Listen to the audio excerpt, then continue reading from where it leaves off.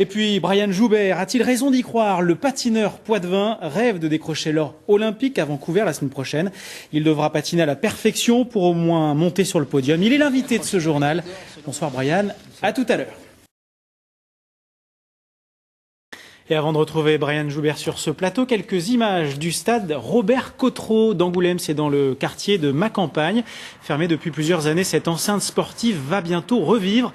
Les communes de l'agglomération d'Angoulême sont finalement tombées d'accord pour financer la construction d'un nouveau stade d'athlétisme. Un stade qui devrait être livré au second trimestre 2013. Coût total 6,5 millions d'euros financés par la région, le département, l'État et le Grand Angoulême. Image signée Patrick Messner. Cela nous amène naturellement à l'actualité sportive, à la page des sports du lundi soir. Bonsoir Freddy Vetto. Bonsoir Florian. Le compte à rebours est donc lancé pour les athlètes français qui rêvent de médailles olympiques. Oui, c'est dans 4 jours l'ouverture des Jeux Olympiques de Vancouver au Canada. Notre invité ce soir, Brian Joubert, rêve de décrocher ce titre olympique, le seul qui manque à son palmarès. Bonsoir Brian. Bonsoir. Avant de parler avec vous de cette compétition, je vous propose de revenir sur les championnats d'Europe. Vous avez terminé 3e et pourtant l'espoir de remporter les Jeux Olympiques demeure malgré ce résultat en demi-teinte. Regardez, les images sont signées Julien Delage. C'est tout de même une médaille de bronze pour Brian. Sa 9e médaille consécutive en championnat d'Europe n'est pas de nature à lui donner le sourire. Au contraire, Brian Joubert s'incline devant ses meilleurs ennemis, Plouchenko et Lambiel. À 3 semaines des Jeux, le Poitevin offre à la concurrence des motifs d'espoir d'or olympique. Mais à Tallinn en Estonie, Brian Joubert n'a pas tout perdu. Il a également montré à ses adversaires qu'il pouvait rivaliser sur la 2e note, les components. Ses prestations artistiques n'ont pas laissé les juges indifférents. Il y a eu du travail fourni. Brian passe plus d'un élément à un autre sans faire des attitudes, ce qu'on appelle des transitions, des pas, etc. Donc les juges, ils ont jugé ça. Et donc, si au jeu, il y a la même chose, et même sur le programme libre en mieux, eh bien les components resteront hautes, et même plus hautes que celles qu'il a eues ce soir.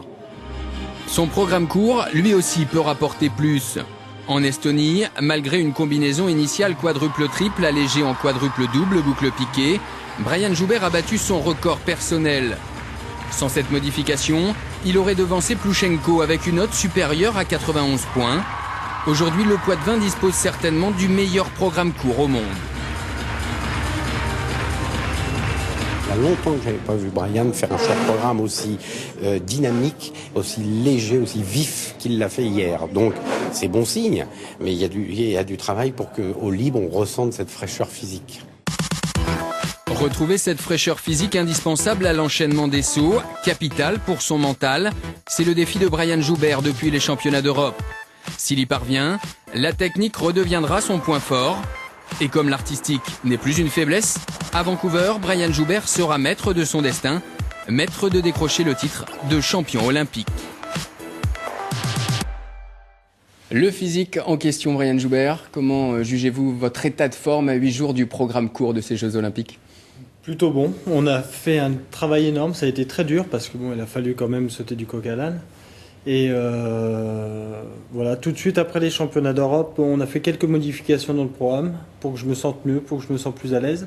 Et puis voilà, ça a été tous les jours, le programme court, le programme long. Donc ça a été difficile, mais maintenant c'est que ça passe facilement. Donc c'est un point d'interrogation en moins pour moi. Ça veut dire que vous êtes aujourd'hui aussi fort que Plouchenko ou que Lajsacek, le champion du monde ? Oui, je peux me battre contre eux, ça y a pas de souci. Même si Plouchenko a remporté ces championnats d'Europe, on sent quand même une certaine faiblesse chez lui. Donc il est très bon mentalement, mais on sent qu'il peut craquer. Physiquement, il n'est pas au top, techniquement non plus. Donc il est battable largement. Brian, vous partez à Vancouver au tout dernier moment. Pour quelle raison? Pour éviter la pression? Sans doute, parce que je me sens bien ici sur Poitiers. La municipalité fait tout pour que je puisse avoir de bonnes conditions d'entraînement.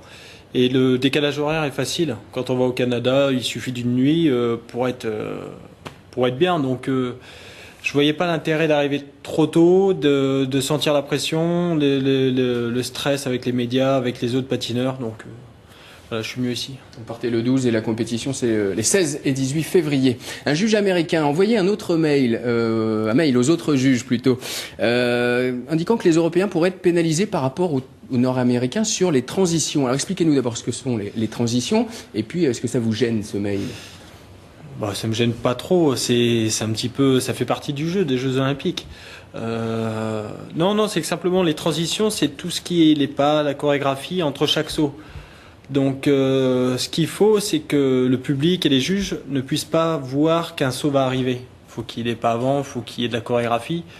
Et le problème, c'est ça, on peut le faire quand on fait que des triples, mais à partir du moment où on doit faire des quadruples ou des triples axels, là, ça devient beaucoup plus compliqué. Donc nous, les patineurs européens qui privilégions l'aspect technique, eh ben, on a tendance à laisser un peu de côté les transitions, même si on s'est amélioré, mais on n'est pas comme les Nord-Américains. Vous privilégiez les sauts qui rapportent des points. Juste un mot sur un ouvrage qui va sortir le 11 février prochain.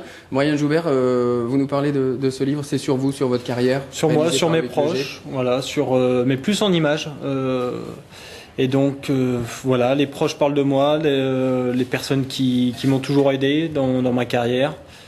Et je parle un peu de tout. Voilà. Brian Joubert sur papier, glacé, édition Jacob Duvernet, réalisé par Loïc Leger, notre confrère de la Nouvelle République. Merci Brian Joubert et bonne chance pour les Jeux Olympiques, donc les 16 et 18 février. Une dernière information, Florian, en basket, Yann Devea, le pivot du PB86, est indisponible pour 6 semaines en raison d'une douleur à l'épaule.